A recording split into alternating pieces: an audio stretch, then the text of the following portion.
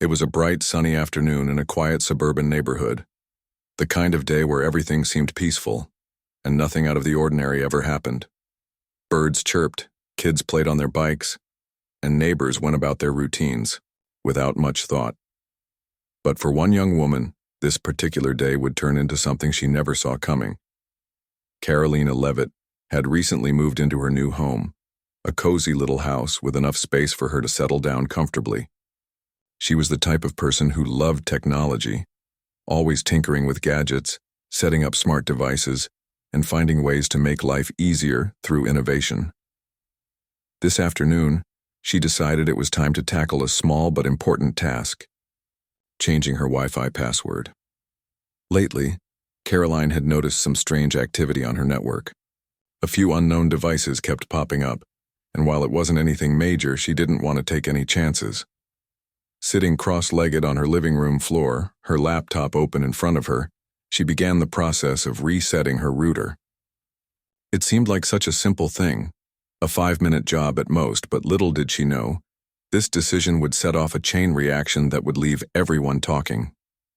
Just a few houses away lived Karen Thompson, a woman known throughout the neighborhood for being vocal about pretty much everything. Whether it was complaining about parking rules or questioning someone's choice of garden decor, Karen always had an opinion. Some people found her outspoken nature amusing, others found it exhausting. But no matter what anyone thought, one thing was certain. When Karen saw something she didn't like, she wasn't shy about speaking up. On this particular day, Karen happened to glance out her window while watering her plants. That's when she spotted Karoline near the shared fence line between their properties. At first, Karen didn't think much of it. After all, neighbors doing things outside wasn't unusual. But then she noticed something in Karoline's hands. From where she stood, it looked like some kind of electronic device. Karen squinted, trying to get a better look. Her imagination started running wild. Was that a router? Why was Karoline holding it so close to the fence? And why did she seem so focused on whatever she was doing? Karen's mind immediately jumped to the worst possible conclusion. Karoline must be messing with someone else's Wi-Fi. Maybe she was hacking into a neighbor's network or stealing internet access. The more Karen thought about it, the angrier she got. Instead of walking over and asking Karoline directly what was going on, Karen did what she often did when faced with something she deemed suspicious. She reached for her phone. Without hesitation, she dialed 911. Her voice trembled slightly as she spoke to the dispatcher, painting a picture of potential criminal activity right under their noses. "There's someone tampering with electronics outside my house," she said firmly. "I think they're trying to hack into something." The dispatcher listened patiently, asking for clarification. Karen doubled down, insisting that what she was seeing couldn't possibly be innocent. By now, her tone had shifted from concern to almost frantic. She described how Karoline looked suspicious and how she was clearly up to no good. Convinced she was doing the right thing, Karen ended the call and waited anxiously for the authorities to arrive. Meanwhile, completely unaware of the drama brewing just a few feet away, Karoline continued working on her Wi-Fi setup. She typed away on her laptop, occasionally glancing at the router to ensure everything was functioning properly. To her, this was just another mundane task, an everyday chore that needed to be done. Never in a million years would she have guessed that her actions were about to spark a whirlwind of confusion and chaos. As Karen paced back and forth inside her house, peering out the window every few seconds, the sound of sirens began to fill the air. 2 police cars pulled up to the curb, lights flashing. Neighbors paused mid-conversation, curious about what was happening. Children stopped riding their bikes, and even the birds seemed to quiet down. Everyone wondered, what could possibly be going on? For Karoline, the knock on her door came as a complete shock. When she opened it, she was greeted by 2 uniformed officers standing on her porch. Their expressions were serious, and they wasted no time getting to the point. One of them explained that they'd received a report of suspicious behavior involving electronic equipment. They asked if they could come inside to investigate further. Karoline blinked, utterly confused. Suspicious behavior? Electronic equipment? For a moment, she thought there might be some sort of mix-up. But instead of arguing, She stepped aside and let them in. As the officers entered her home, she tried to explain what she had been doing. "I was just changing my Wi-Fi password," she said with a nervous laugh. "Really, that's all?" But the story was far from over. What the officers discovered next would not only clear up the misunderstanding, but also reveal something truly remarkable about Karoline, and perhaps teach Karen a lesson she'd never forget. The two officers stepped inside Karoline's house, their boots making soft thuds against the wooden floor. One of them glanced around the living room, taking in the cozy setup. Books stacked neatly on shelves, a few potted plants adding a touch of greenery, and a laptop sitting open on the coffee table. It all looked normal enough, but something caught his eye almost immediately. On the table next to the laptop were piles of papers, diagrams, and handwritten notes scattered haphazardly. To the untrained eye, it might have seemed like clutter, or worse, evidence of something suspicious. Karoline followed their gaze and noticed where they were looking. "Oh, those?" she said quickly, trying to ease the growing tension. "That's just my project. I've been working on designing affordable internet solutions for rural areas." She smiled nervously, hoping her explanation would clear things up. But the officers exchanged glances, unsure of what to make of the situation. The documents did look technical, filled with codes, graphs, and sketches that could easily be mistaken for something more sinister if you didn't know better. One of the officers cleared his throat. "Mind if we take a closer look?" he asked politely, though there was a hint of authority in his voice. Karoline hesitated for a moment, feeling uneasy about strangers sifting through her personal work. Still, she reminded herself that she had nothing to hide. If anything, this could be an opportunity to explain what she was really doing. "Sure," she replied, stepping aside to give them space. As the officers flipped through the pages, Karoline stood nearby, watching anxiously. She couldn't help but feel frustrated by how quickly the day had spiraled out of control. All she'd wanted to do was secure her Wi-Fi network, and now here she was, explaining herself to police officers who probably thought she was some kind of tech criminal. But as they read further into her notes, their expressions began to soften. They started asking questions, not accusatory ones, but genuine ones. "So this is about bringing internet access to underserved communities?" One of them asked, pointing to a diagram of a low-cost router design. Karoline nodded eagerly, relieved that they were finally understanding. "Yes, exactly," she exclaimed. "I've been working on creating affordable devices that can provide reliable internet to places where people don't have access. Right now I'm partnering with non-profits to test these systems in remote areas. It's still in the early stages, but it's already making a difference for some families." The officers looked at each other again, this time with a mix of surprise and admiration. Clearly, whatever Karen had reported wasn't even close to reality. One of them turned back to Karoline and said, "Ma'am, we're going to need to let your neighbor know there's been a misunderstanding. This is, well, it's pretty impressive, actually." While the officers wrapped up their investigation, word spread quickly among the neighbors. People peeked out their windows, wondering why police cars were parked outside Karoline's house. Some whispered theories to each other, while others shrugged it off as yet another overreaction from Karen, who was infamous for jumping to conclusions. Eventually, Karen herself ventured outside, unable to resist seeing what all the fuss was about. She approached cautiously, pretending to water her plants as she eavesdropped on snippets of conversation drifting from Karoline's yard. When she heard laughter coming from inside the house, her curiosity got the better of her. Setting down her watering can, she walked over to Karoline's front door just as the officers were leaving. One of them spotted her and gestured for her to come closer. "Ma'am," the officer said, addressing Karen directly. "You called us because you thought your neighbor was up to no good. Turns out she's trying to change the world." His tone was firm but not unkind, and his words hit Karen like a ton of bricks. Her face flushed red as she realized the gravity of her mistake. She stammered, I didn't mean to cause any trouble. I just thought." "You should have asked before calling 911, the officer interrupted gently but firmly. "Misunderstandings happen, but accusing someone without knowing the facts can lead to unnecessary problems. Next time, try talking to your neighbor first." Feeling utterly embarrassed, Karen shuffled toward Karoline, who was standing in her doorway watching the exchange. For once, Karen didn't have a snappy comeback or a defensive remark. Instead, she mumbled an apology, avoiding eye contact. "I'm sorry," she said quietly. "I didn't realize."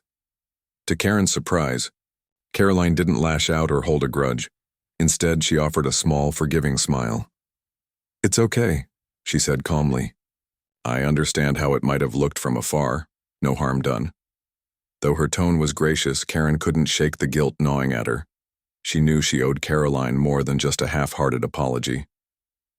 Later that evening, after the yow, commotion had died down and the neighborhood returned to its usual quiet. Karoline sat alone in her living room reflecting on the bizarre events of the day. At first she felt annoyed. Why did people always assume the worst? Why couldn't they trust that others were simply going about their lives? But as she thought more about it, she realized this incident highlighted a bigger issue: fear of the unknown. People often reacted harshly to things they didn't understand, especially when it came to technology. An idea began to form in her mind. What if she used this experience as an opportunity to educate her neighbors? Maybe hosting a small gathering to showcase her project would help demystify her work and foster a sense of community. After all, knowledge had the power to break down barriers and maybe even mend fences between her and Karen. Over the next few days, Karoline worked tirelessly to organize a neighborhood meeting. She sent out flyers, posted invitations online, and personally invited everyone on her block, including Karen. She titled the event "Tech for Good," Bridging the Digital Divide, and promised refreshments and engaging discussions. To her delight, the response was overwhelmingly positive. Neighbors who had previously only known her in passing expressed interest in learning more about her passion project. On the evening of the meeting, Karoline transformed her backyard into a mini tech exhibit. She set up tables displaying her prototypes, along with posters explaining how her affordable routers worked. As guests arrived, she greeted them warmly, offering snacks and encouraging them to explore the displays. Even Karen showed up, albeit reluctantly, slipping in unnoticed and hanging back near the edge of the crowd. When it was time to speak, Karoline stepped onto a makeshift stage, a wooden crate, and addressed her audience. With enthusiasm in her voice, she shared stories of families whose lives had improved thanks to her efforts. She talked about students gaining access to online education, farmers using weather apps to improve crop yields, and elderly individuals connecting with distant relatives via video calls. Each story painted a vivid picture of how technology could transform lives when used responsibly. By the end of her presentation, the crowd was buzzing with excitement. People asked thoughtful questions, eager to learn more. And then, unexpectedly, Karen raised her hand. For the first time ever, she spoke without judgment or accusation. "How can I help?" she asked, her voice trembling slightly. It was a turning point, not just for Karen, but for everyone present. What happened next would prove that even the most unlikely alliances could blossom from misunderstandings. Karen's question hung in the air for a moment, surprising everyone, including herself. "How can I help?" she repeated, her voice steadier this time. It was clear that her earlier embarrassment had turned into something else, a genuine desire to make amends. Karoline paused, taken aback by the sincerity in Karen's tone. For a brief second, there was an awkward silence as the two women locked eyes. Then Karoline smiled warmly. "Well," she began, breaking the tension, "there are actually a lot of ways people can get involved. Spreading awareness about digital inequality is a big one, and if you're interested, I could use some help organizing fundraisers or connecting with local groups who might benefit from these projects." Her words were inviting, not accusatory, and Karen nodded slowly, absorbing every detail. The rest of the evening unfolded in a way no one expected. Neighbors lingered longer than planned, chatting excitedly about how they could contribute. Some offered to donate old routers or unused tech gear. Others volunteered their time to assist with outreach programs.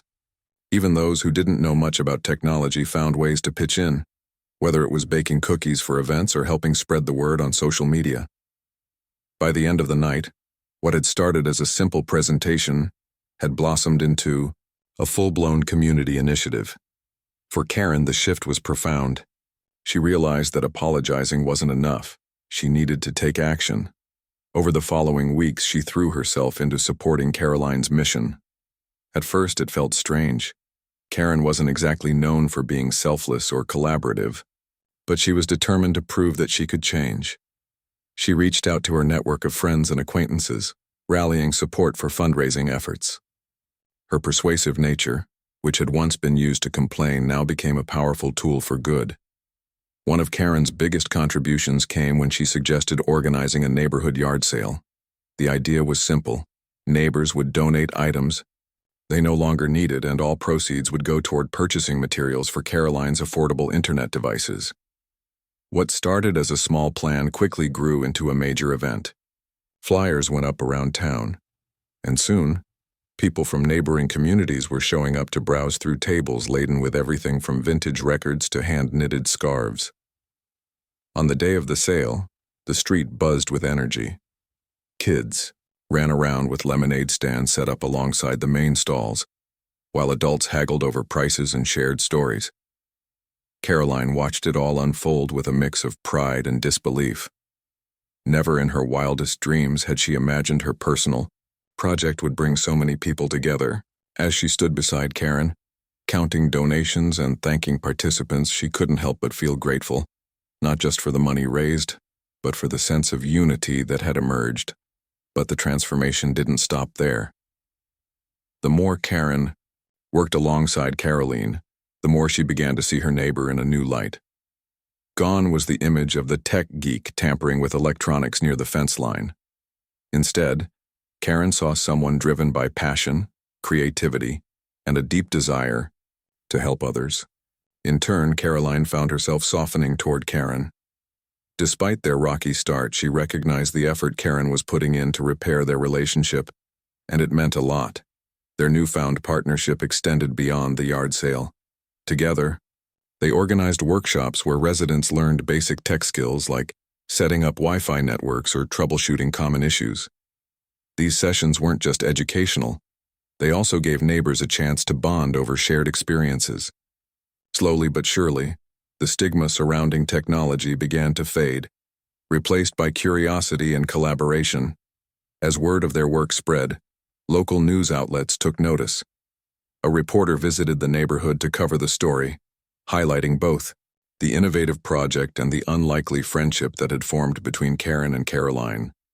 The article painted a picture of redemption and teamwork, capturing the hearts of readers across the city.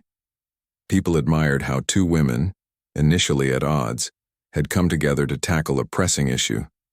It was proof that even the smallest acts of kindness could ripple outward, creating waves of positive change.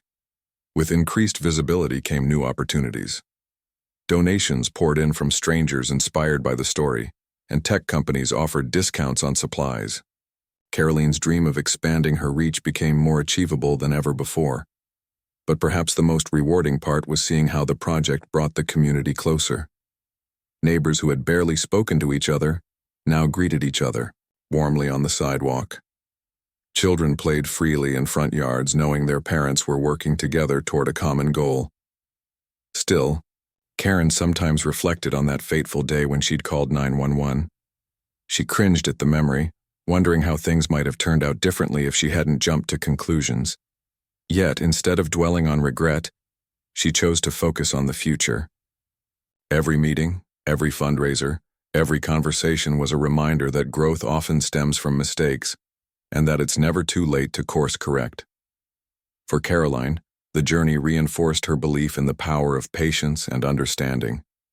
She knew that not everyone would immediately grasp the complexities of her work, and that was okay. What mattered most was finding creative ways to bridge gaps, whether technological or interpersonal. Through it all, she remained humble, crediting her success to the collective effort of those around her. By the time autumn rolled around, the neighborhood looked different, not because of any physical changes, but because of the spirit that now permeated the air. Where suspicion and judgment once lingered, trust and cooperation had taken root. And at the center of it all stood two women, an innovator and a reformed skeptic, proving that even the unlikeliest partnerships could lead to extraordinary outcomes. Little did they know, however, that their story was far from over. As their project gained momentum, challenges lay ahead, ones that would test their resolve and push them to think outside the box. But for now, they basked in the glow of progress, knowing they had built something truly special. As the weeks turned into months, Karoline and Karen's partnership began to attract attention beyond their small neighborhood. The local news article had sparked interest from other communities facing similar challenges with internet access. Emails and phone calls started pouring in, from teachers struggling to connect students in remote areas, from farmers looking for affordable ways to monitor weather patterns, and even from city officials interested in expanding digital infrastructure. First, the influx of inquiries felt overwhelming. Karoline spent hours each night responding to messages and brainstorming solutions, while Karen juggled logistics, coordinating volunteers and managing donations. Despite the growing workload, neither of them complained. They were fueled by a shared sense of purpose, knowing that every effort brought them one step closer to making a real difference. One day, a letter arrived that stood out from the rest. It was handwritten, its edges slightly worn from travel, and it came from a woman living in a rural town several hours away. In simple but heartfelt words, she explained how her grandson had been unable to attend online classes during the pandemic because their area lacked reliable internet. She described the frustration of watching him fall behind his peers, feeling powerless to help. But then she read about Karoline's project in the newspaper and decided to reach out, hoping for a miracle. Karoline read the letter aloud to Karen during one of their planning sessions.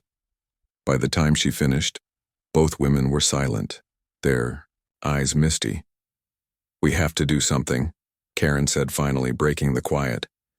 "This isn't just about routers anymore. It's about giving people a chance to learn, to grow, to dream." Inspired by the letter, they decided to focus their next big push on rural areas like the one described. However, they quickly realized that scaling up wouldn't be easy. Shipping devices to faraway places required funds they didn't yet have, and setting up networks in remote locations presented technical hurdles they hadn't anticipated. For the first time since starting this journey, doubt crept in. Could they really pull it off? Determined not to give up, they called a meeting with their growing team of volunteers. Around the table sat neighbors, friends, and even strangers, who had joined after hearing about the project. Karoline laid out the challenges honestly, admitting that they needed fresh ideas, and fast.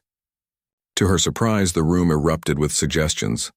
One person proposed hosting a charity concert, inviting local musicians to perform. Another suggested partnering with schools to host tech drives, collecting unused electronics that could be repurposed. Someone else mentioned reaching out to retired engineers who might offer pro bono expertise. The brainstorming session reignited their momentum, and soon, plans were underway for multiple initiatives. The charity concert became a highlight of the season, drawing crowds from nearby towns. Families spread blankets on the grass as singers strummed guitars and played keyboards under twinkling string lights.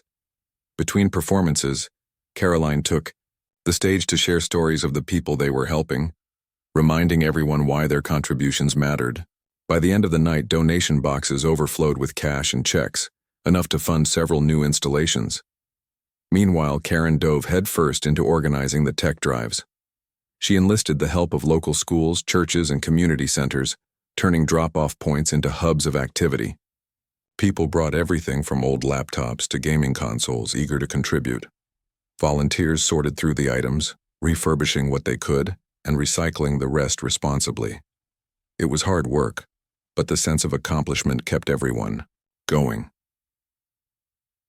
As these efforts gained traction, Karoline faced another challenge: ensuring that the technology they provided was sustainable. She knew handing out devices wasn't enough. They needed to teach recipients how to maintain and troubleshoot them. With Karen's encouragement, she developed a series of instructional videos and printed guides written in plain language. They also arranged follow-up visits to answer questions and address any issues that arose. These trips to rural areas gave Karoline a deeper understanding of the struggles many families faced. She met parents working multiple jobs to make ends meet, kids determined to catch up in school despite limited resources, and elderly individuals longing to reconnect with distant relatives.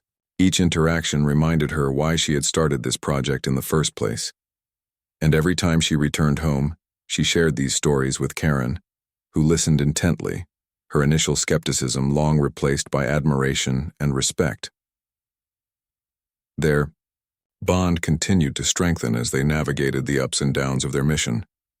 Late-night strategy sessions over cups of coffee became a regular occurrence, filled with laughter, brainstorming, and occasional disagreements. But even when tensions flared, they always found common ground, united by their commitment to the cause. Back in their own neighborhood, the ripple effects of their work were undeniable. Residents who had once barely known each other now gathered regularly for potlucks and movie nights. Kids played together without hesitation, their parents chatting nearby about upcoming projects or sharing tips on gardening and cooking. The sense of isolation that had once plagued the community had vanished, replaced by a vibrant spirit of connection. Even Karen noticed a change within herself. Gone was the quick-to-judge woman who saw problems everywhere she looked. In her place stood someone willing to listen, to learn, and to act, not out of obligation, but because she genuinely cared. Her reputation in the neighborhood improved dramatically, earning her newfound trust and respect. Neighbors often joked that she should run for mayor, though Karen laughed it off, saying she'd leave politics to the professionals. For Karoline, the experience reinforced her belief in the power of collaboration. She realized that no matter how brilliant an idea might be, it took a village to bring it to life. Every volunteer, donor, and supporter played a crucial role in turning her vision into reality. And while she remained the driving force behind the project, she made sure to shine a light on everyone else's contributions, refusing to take all the credit. But as rewarding as their progress was, challenges still loomed on the horizon. A major supplier unexpectedly raised prices, threatening to derail their budget. Technical glitches delayed some installations, leaving frustrated users wondering if help would ever arrive. And then there was the constant pressure to keep innovating, to find newer, better ways to tackle the ever-evolving issue of digital inequality. Despite these obstacles, Karoline and Karen refused to lose hope. They leaned on each other and their growing network of allies, tackling each problem as it came. Through it all, they held on to the belief that every setback was temporary, and that together, they could overcome anything. Little did they know, their resilience would soon be put to the ultimate test. A storm was brewing, not just in the skies above, but in the form of a decision that would force them to choose between staying true to their mission or compromising their values. When the moment arrived, it would demand more courage and determination than either of them had ever imagined. The storm rolled in unexpectedly, both literally and figuratively. One evening, as Karoline and Karen sat at the kitchen table going over budget reports, rain began pounding against the windows. It started softly, almost like a distant drumbeat, but within minutes it escalated into a full-blown downpour. Lightning illuminated the sky, followed by thunder that rattled the walls of the house. The weather matched the tension building between them. Earlier that day, they had received an email from a large tech company offering to partner with their project. At first glance, it seemed like a dream come true. The company promised funding, resources, and access to cutting-edge technology, everything they needed to scale up their efforts exponentially. But there was a catch. The partnership required them to prioritize profit over accessibility. The company wanted to use their affordable router designs as a starting point for creating premium products aimed at wealthier customers. Essentially, they were being asked to compromise the very mission they had fought so hard to uphold. Karoline stared at her laptop screen, rereading the email for what felt like the 100th time. Her fingers hovered above the keyboard, unsure whether to type a response or simply close the window altogether. "What do you think?" she finally asked, turning to Karen. Karen sighed deeply, rubbing her temples. She had been quiet since hearing about the offer, wrestling with conflicting emotions. On one hand, the resources could take their project to unimaginable heights. on the other hand, accepting meant betraying the trust of the people they had worked so tirelessly to help. I don't know, Karen admitted. It's tempting, sure. But is it worth losing who we are? Their conversation stretched late into the night, interrupted only by flashes of lightning and bursts of thunder. They weighed the pros and cons, each argument pulling them in different directions. Karoline argued that rejecting the offer might mean missing out on opportunities to reach more communities. Karen countered that staying true to their values mattered more than any amount of money or recognition. By the time the storm subsided, leaving behind a damp stillness, they hadn't reached a decision. Exhausted, they agreed to sleep on it and revisit the topic in the morning, but neither of them slept well. Both tossed and turned, haunted by questions about what the right choice would be. The next day brought no clarity, only mounting pressure. Word of the potential partnership spread quickly among their team of volunteers. Opinions poured in from all sides. Some supported taking the deal, believing it was too good to pass up. Others insisted they should stay independent, arguing that compromising their principles would undo everything they'd built. The debate grew heated, dividing even those who had always stood united. Amid the chaos, Karoline found herself questioning not just the decision at hand, but also her own motivations. Was she doing this work because she truly cared about helping others or because she craved validation? And if she accepted the partnership, would she still recognize the person staring back at her in the mirror? Karen, meanwhile, wrestled with guilt. For years, she had prided herself on standing firm in her beliefs, even when it made her unpopular. Now, faced with the possibility of walking away from such a lucrative opportunity, she wondered if she was letting pride get in the way of progress. What if saying no meant shutting the door on families who desperately needed their help? To make matters worse, tension spilled over into their personal relationship. For the first time since becoming partners, they snapped at each other during meetings and avoided eye contact afterward. The camaraderie that had once defined their dynamic began to crack under the weight of indecision. Neighbors noticed the shift and whispered among themselves, worried that the rift might unravel the entire project. Desperate for guidance, Karoline decided to visit the rural town where the woman who had written the heartfelt letter lived. She hoped that seeing firsthand how much their work meant to real people would give her clarity. Karen opted to stay behind, feeling too overwhelmed to join but promising to keep things running smoothly while Karoline was gone. When Karoline arrived, she was greeted warmly by the grandmother who had reached out months earlier. The woman introduced her to her grandson, now thriving in school thanks to the reliable internet connection they had installed. As they talked, Karoline saw the tangible impact of their efforts, the joy in the boy's eyes as he showed off his latest science project, the relief in his grandmother's voice as she described how life had improved since gaining access to online resources. But it wasn't until later that evening, sitting on the porch watching the sunset, that Karoline had her moment of clarity. The grandmother leaned back in her chair, sipping tea, and said something that struck a chord. "You know," she mused, "money comes and goes, but integrity lasts forever. If you lose sight of why you started, you'll lose more than just your mission. You'll lose yourself." Those words echoed in Karoline's mind during the drive home. By the time she returned, she knew exactly what she had to do. She walked straight to Karen's house, where they met on the front porch.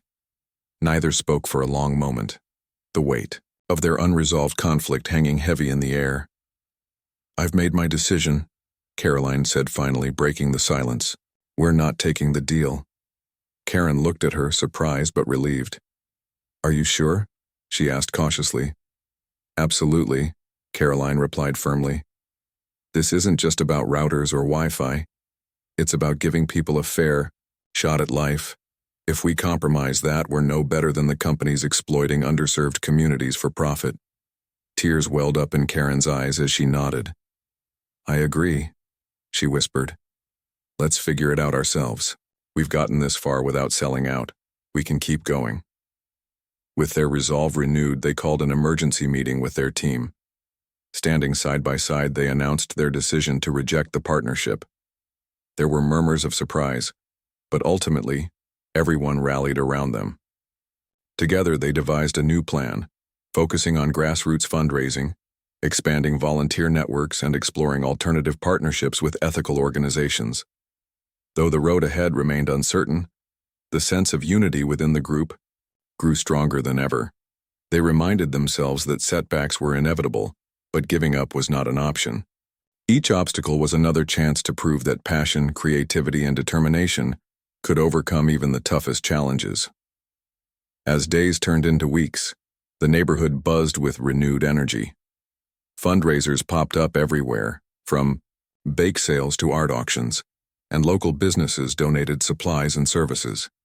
Even skeptics who had doubted the project's longevity stepped forward to lend a hand, inspired by the unwavering commitment of its leaders. Through it all, Karoline and Karen learned that sometimes the hardest choices lead to the greatest rewards.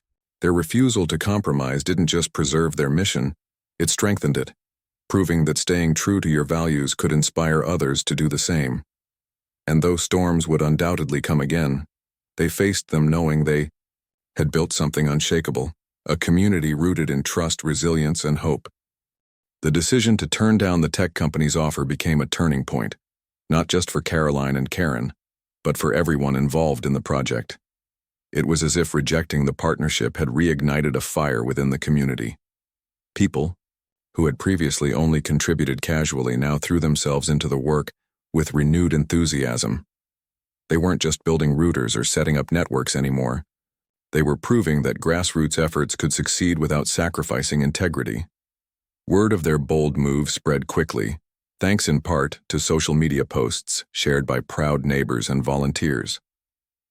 Local news outlets picked up the story, again, this time framing it as an inspiring example of standing by your principles. The headline read, "Neighbors turn down big tech to keep helping underserved communities."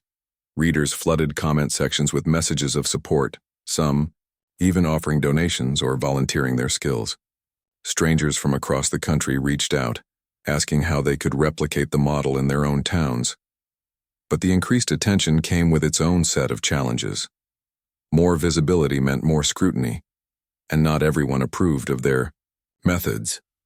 Critics argued that rejecting corporate funding was short-sighted, claiming they were wasting an opportunity to expand faster. Others accused them of being naive, suggesting that idealism alone wouldn't solve real-world problems. Some comments stung, especially when they questioned whether Karoline and Karen truly understood the scale of the issue they were tackling. Despite the negativity, Karoline refused to let doubt creep in.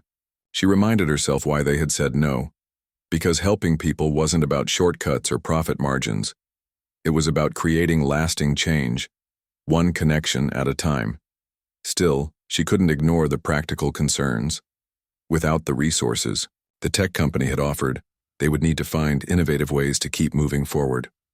Karen, ever the problem solver, took charge of brainstorming creative solutions. One afternoon, while sorting through donated items at a community center, she stumbled upon an old printer covered in dust. As she wiped it clean, inspiration struck. What if we start teaching workshops on repairing and repurposing electronics? She suggested during their next team meeting. People could bring in broken devices, learn how to fix them, and maybe even build something new. It'd save money and teach valuable skills.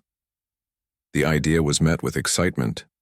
Volunteers immediately began organizing repair workshops, inviting experts to lead sessions on everything from fixing routers to reviving outdated laptops. Families from nearby neighborhoods flocked to attend, eager to learn how to breathe new life into their gadgets. Kids especially loved taking things apart and putting them back together, their faces lighting up with pride when they succeeded. What started as a cost-saving measure turned into a powerful educational tool, empowering people to take control of their technology instead of relying on expensive replacements. Meanwhile, Karoline focused on strengthening ties with rural communities. She traveled regularly to areas where internet access remained scarce, listening to residents' needs and tailoring solutions to fit their unique circumstances. In one town, she discovered that power outages frequently disrupted connectivity. Working with local engineers, she designed solar-powered routers capable of functioning independently during blackouts. In another village, She collaborated with farmers to install weather monitoring systems that helped predict rainfall patterns, improving crop yields and reducing waste. Every success story fueled her determination, but it also deepened her understanding of the complexities involved. Digital inequality wasn't just about providing access. It was about addressing systemic barriers like poverty, education gaps, and infrastructure limitations. Each trip reinforced the importance of patience and adaptability, reminding her that progress often came in small, incremental steps rather than sweeping victories. Back home, Karen tackled logistical hurdles with relentless energy. She coordinated supply chains, negotiated discounts with hardware stores, and managed schedules for installation teams. Her knack for organization kept operations running smoothly, even as demand grew. But what surprised her most was the personal growth she experienced along the way.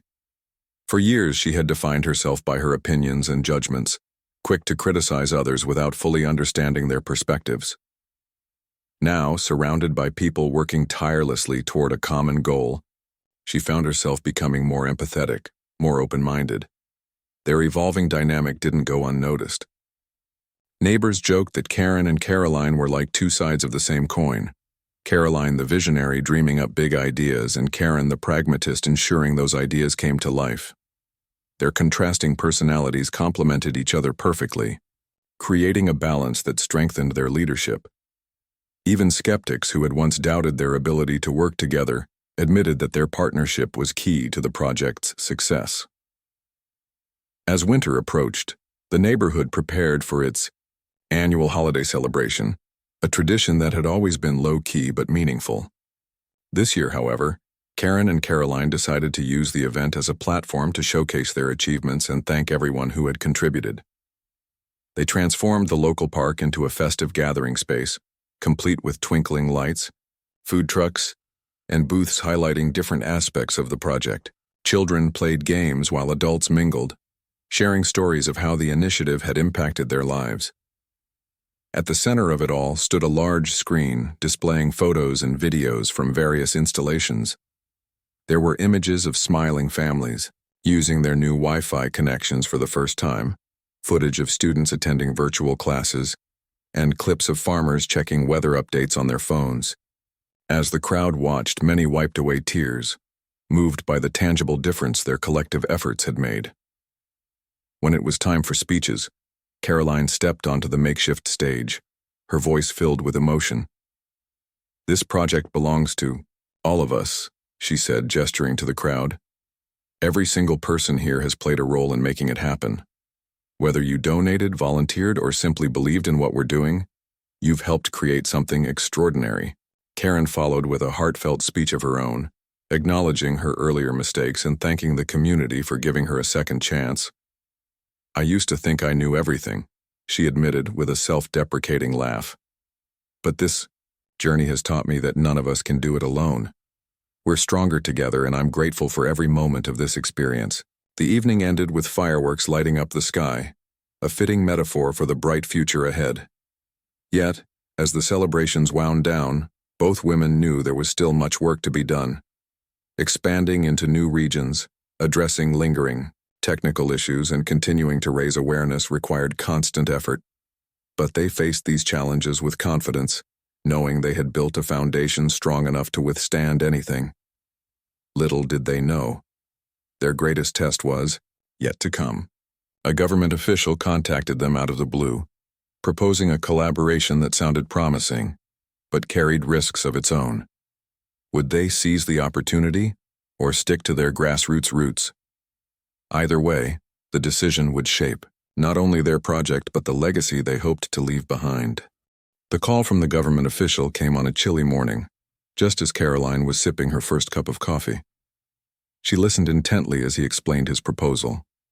The local authorities wanted to partner with their project to expand internet access across underserved areas in the region. It wasn't just any offer. It included funding, logistical support, and even media coverage to amplify their efforts. At first glance, it seemed like the perfect opportunity to scale up their mission without compromising their values. But as Karoline relayed the details to Karen later that day, They both felt a familiar pang of caution. This wasn't the first time someone had approached them with promises of help. The tech company's earlier proposition still lingered in their minds, a reminder of how easily good intentions could be derailed by hidden agendas. They agreed to meet with the official before making any decisions, determined to ask tough questions and ensure alignment with their principles. The meeting took place in a modest conference room at City Hall. The official, an earnest man in his 50s with a warm smile, greeted them warmly. He spoke passionately about bridging the digital divide and praised their grassroots approach. "We want to learn from you," he said sincerely. "Your model is exactly what we need: community-driven, sustainable, and impactful." Karoline and Karen exchanged glances, sensing his genuine enthusiasm. Still, they pressed him for specifics. Who would oversee the expansion? How much control would they retain over decision-making? Would profit motives creep into the equation down the line? To their relief, he answered each question thoughtfully, emphasizing transparency and collaboration. By the end of the discussion, they left feeling cautiously optimistic, not because they trusted blindly, but because they saw potential for a true partnership. Back home, they gathered their core team to weigh the pros and cons. Opinions varied widely. Some argued that working with the government could open doors they'd never imagined, while others worried about bureaucratic red tape slowing them down. One volunteer raised a valid concern. "What happens if politicians change priorities halfway through? We can't afford setbacks like that." Karen nodded, acknowledging the risks. "But think about it," she countered. "If we say no, we'll miss out on reaching thousands of people who desperately need this. And if we set clear boundaries, up front we might actually influence policy for the better." Karoline agreed, adding, "This isn't just about us anymore. It's about creating a blueprint others can follow, a way to show governments everywhere that community-led solutions work." After hours of debate, they reached a consensus. They would accept the partnership, but only under strict conditions. They drafted a detailed agreement outlining their terms: full autonomy over technical decisions, regular check-ins to ensure accountability, and a commitment to keeping costs low for end users. When the official reviewed their proposal, he didn't hesitate to sign off. "You've earned my trust," he told them. "Let's make history together." With the partnership secured, the project entered a new phase of growth. Government resources allowed them to reach farther than ever before, installing networks in remote villages and training locals to maintain the equipment. Media coverage brought national attention, inspiring similar initiatives in other states. Yet despite the larger scale, Karoline and Karen remained deeply involved, traveling frequently to oversee installations and connect with beneficiaries. One particularly memorable trip took them to a mountainous region where residents had lived without reliable internet for decades. As they stood watching a group of children log onto online classes for the first time, tears streamed down Karoline's face. "This is why we started," she whispered to Karen. "Not for recognition, not for money, but for moments like this." Karen smiled, her voice thick with emotion. "And look at us now. Two women who barely got along, running something bigger than either of us dreamed possible." Their journey hadn't been easy, but every challenge had taught them something valuable. They learned to balance idealism with pragmatism, to listen more than they spoke, and to lean on each other during tough times. Their friendship, forged through adversity, became unbreakable, a testament to the power of forgiveness, teamwork, and shared purpose. As years passed, the project evolved into a nationwide movement, celebrated for its innovative approach and measurable impact. Karoline and Karen continued leading the charge, mentoring younger generations and advocating for policies that prioritized accessibility over profit. They also stayed grounded, hosting annual gatherings in their neighborhood to celebrate milestones and honor the volunteers who made it all possible. Looking back, neither of them could have predicted how far they'd come. What began as a simple task, changing a Wi-Fi password, had transformed into a lifelong commitment to changing lives. Along the way, they proved that even the smallest actions could spark monumental change when fueled by passion and perseverance. On the 10th anniversary, of their project. They held a special event in the same park where they'd once screened videos of their early successes. Now the screen displayed a timeline of achievements. Thousands of families connected, hundreds of schools equipped, countless dreams realized. As fireworks lit up the night sky once again, Karoline turned to Karen and grinned. "Who would have thought we'd end up here?" Karen laughed, her eyes shining. "Honestly, not me. But I'm glad we did." And as the crowd cheered, it was clear their story wasn't just about technology or connectivity. It was about humanity, about finding common ground, embracing differences, and proving that when people come together with a shared vision, anything is possible.